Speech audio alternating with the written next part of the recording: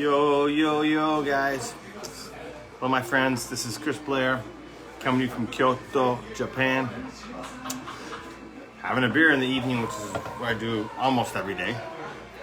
Then I go out to dinner afterwards and have a beer or two at dinner and then go home and go to sleep. I'm usually in bed around quite early. Surprisingly, I wake up surprisingly early too. Amazing, being a full-time internet entrepreneur, I can literally go anywhere and be anywhere I want, but I just get in this habit, like everyone else, kind of a creature of habit. But at least I'm my own boss, right? I don't travel as much as I should or could. Maybe I should. But I like to sort of stay in the same place for a while, and I just get into a rhythm there. It's just the kind of person I am. So, anyway, today I want to talk about, let me just get a better angle here, so make an adjustment. Okay, so now that we got some people on, I want to talk about what I call the 8 golden keys to having a 7-figure store in 2021. Now, you're probably thinking, wait, 2021? Aren't we still in 2020? And the answer is yes, we are still in 2020. But it is absolutely time for you to start planning for 2021. The people who start planning and think about 2021 now are the people who definitely have success. People who wait and do it later, you may be able to do it in January or even February, but your chances of success go down, right? The window goes down, right? So because business is about planning, okay? So I want to give you a bird's eye view. Okay, this is going to be a very macro level video, right? I'm not going to go into nitty gritty of every single one of these concepts. But every single one of these concepts is literally hours and hours and hours of videos or trainings or calls with me during private coaching, right? So it's impossible for me to cover each one of these in great detail. But I do want to point you in the right direction. I want you to start thinking about the whole way to go, okay? Now, one common question I'll get is, Chris, does this apply for drop shipping or does it apply for print on demand? And it applies for both. I have personally done both. I've worked with people who do both, right? Currently, I have coaching students who are doing both, okay? Drop shipping and print on demand. So let's dig into it. Here's the 8 golden keys. I'm going to take a little drink of beer here before I get into it. And I wrote them down in a notepad here on my iPad. I'm actually using my iPhone 11 to shoot the video. Better quality video camera than my iPad. What the heck? Give me 1 second here. I do remember them, but I want to save them and pick up more. There we go. I got my iPad here. I need a new case really badly. Look at this. Looks like shit. In fact, later on today I'm going to buy a new case. Gotta get that. Okay, here we go. All right, let's dig in. Number 1, first and foremost, and I really think you should think about this, right? Don't do this willy-nilly, okay? There's certain things that you can just say, okay, look, action first, think about it later. And I'm a big believer in that because a lot of people will think and overplan. But this one thing I think you should actually spend some time and actually seriously consider and dig deep into it. And that is choosing a niche, okay? Choosing a niche is really, really important, okay? Now, one mistake I think people do when they choose a niche, they think about what is a profitable niche. And now, yes, you should spend some time thinking about whether there's truly be money to be made in that niche or not. But just because, for example, I'm in the beer niche, right?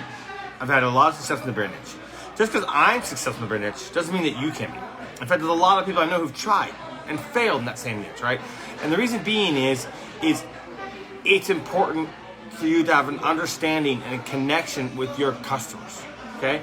Now, you can learn that, right? It can be a totally niche, right? For example, I've worked with someone in I'm not gonna say what country he's from, but anyway, someone who's a young guy in his late 20s in the grandma niche. And the grandma's not some secret hidden niche, right? I don't mind mentioning it here because everyone knows where that niche exists. And he's had massive success with that niche. Probably because he got my private training coaching and learned how to do it right. But the fact is, even though he didn't, not necessarily grandma himself, he was able to figure it out, right? To work on it and to get better and better knowledge of it, and then sort of, still overcome the fact that he wasn't personally in that niche. I'm just fishing my pin mic there. Position a little bit. I was really uncomfortable there for a second. Now it's much better. And sort of backwards. All right, so I think it's best that you think about hobbies or things that you're passionate about, or jobs you've done. For example, if you're a police officer or a former police officer, that's a great niche for you to go into because you can truly understand these people. Okay, so understanding your niche is very, very important, okay? Because it helps to produce products that can succeed. All right, now, the next one brings me the same thing. Become the market master. I say that all the time. Become the market master.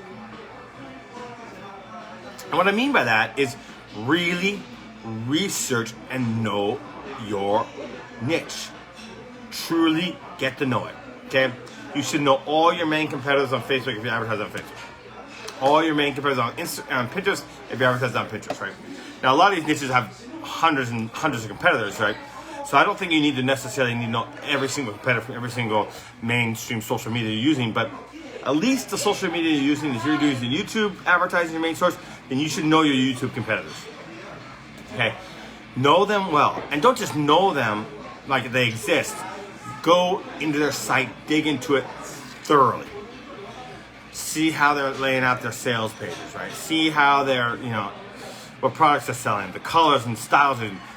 I'm not saying copy them, because actually copying can lead to mediocrity, because right, if you do the exact same thing they're doing, then you don't have a USP. You don't have a unique selling proposition.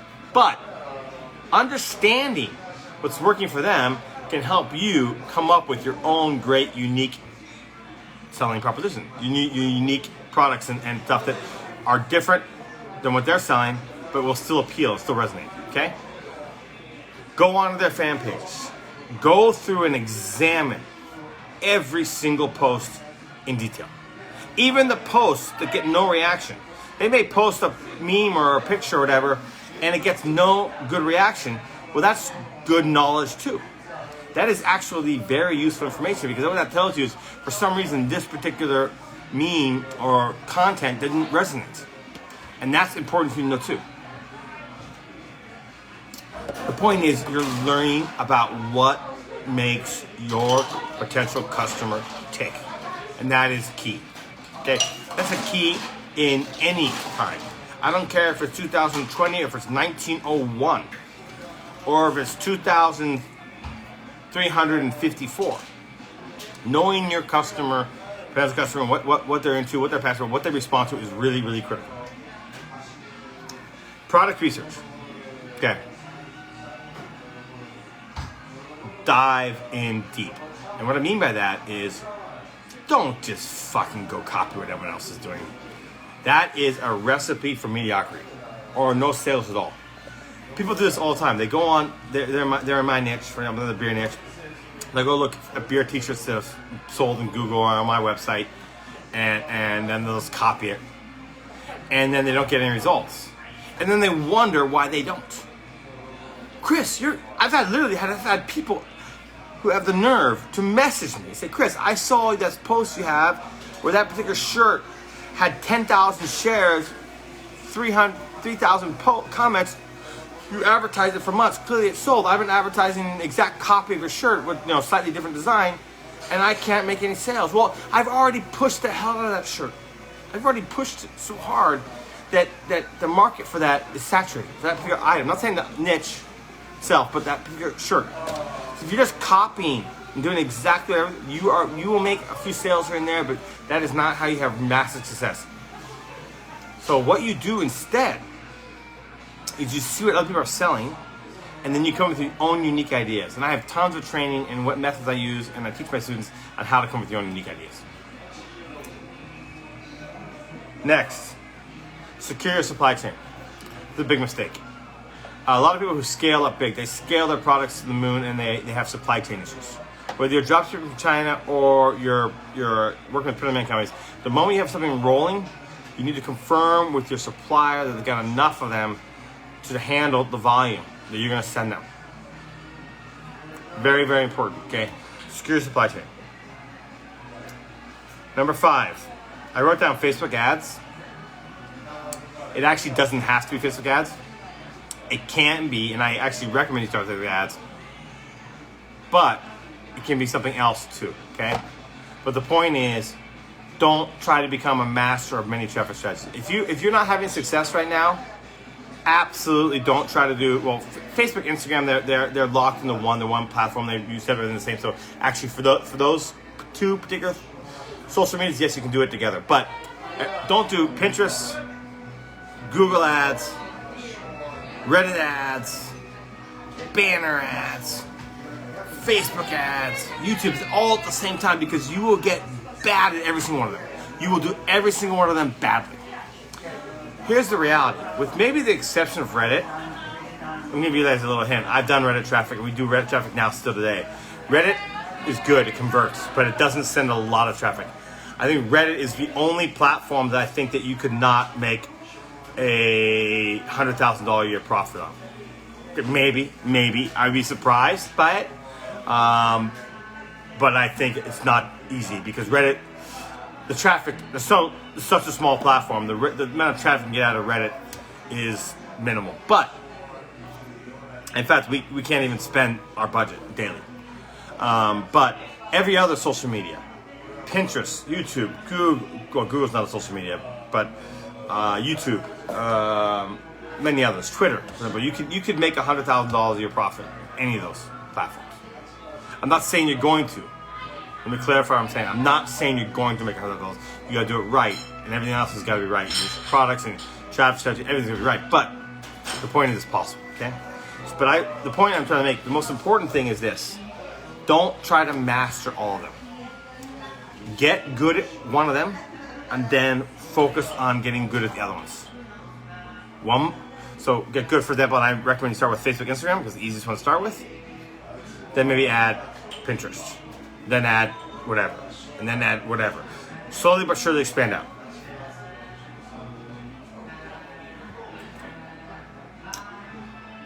Which I just covered number 6, which is go beyond Facebook ads.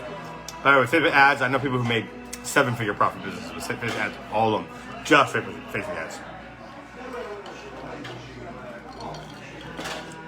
Next, email marketing. In fact, I think you should do this before point number 6, was expand out beyond Facebook ads. It was natural just to say it together. But I think you should do email marketing almost from the beginning. Not quite. I think you focus on getting a product that people are interested in going to your website. When that happens, you'll start building up your buyer list, you'll start building up your add to cart list. So diving deep into email marketing. The only thing you need to do with email marketing in the very beginning, in the very beginning of opening a website, there's only one type of email marketing sequence you need, and that is cart abandonment, okay? You need that. So I always recommend my students, once you have their website done, once you start advertising products, cart abandonment emails now, right now. Everything else, campaigns and all those other flows that we set up, well, a thank you email for your purchase, right? That kind of thing, obviously, right? But, so thank you menu and cart abandonment from the beginning, but then after that, ignore email for now. Focus on getting a product that's going to work and win. And then once you get that, then you get other flows. And there's tons of flows. You can do birthday flows. Someone buys this, you promote this in the back end. There's upsell flows. You can do this. Many email marketing flows and campaigns you can do. You can make a lot of money in the inbox. And if you're ignoring the inbox, which this incredible amount of sellers are, you're leaving tons of money on the table. You are literally leaving 30 to 40% of your potential sales on the table. I'm blown away by the number of people who I've worked with in this business who come to me, and they've been in this business for a couple of years, and they don't even have cart abandonment. I would say 95% of people do have cart abandonment. But other than cart abandonment emails, they don't have any email marketing strategy whatsoever. None. It's incredible. And they've lost tons of money over the last couple of years. Last, and this one's really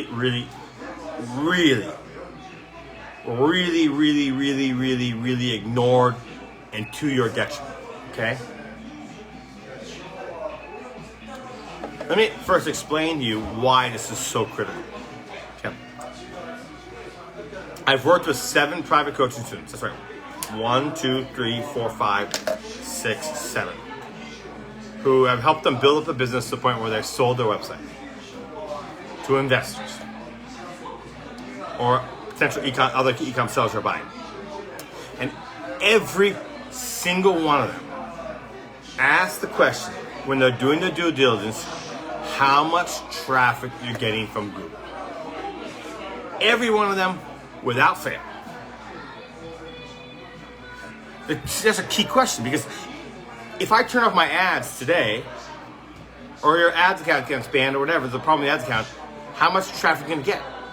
That is a key question. So I'm not saying do SEO from the beginning because SEO is a slow process and it's an expensive process. To be honest, to pay a good SEO service is about $1,000 a month.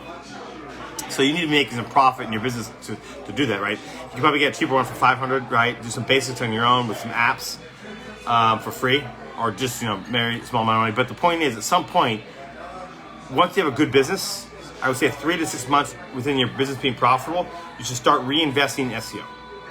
You want your site to be ranking in Google. You want to be getting free traffic. Potential buyers love that. They do. All right. Cheers. This is Chris coming from Kyoto, Japan. If you really want massive success in 2021, I suggest you give yourself the ultimate birthday present. You invest in my long-term 4-month coaching package. It's the ideal way to set yourself up for success next year. All right. Private message me if you're interested in that. If you're to my course mastermind, go to ecomvantage.com. Ecomvantage, VANTAGE.com. And we'll see you in the next video. Cheers.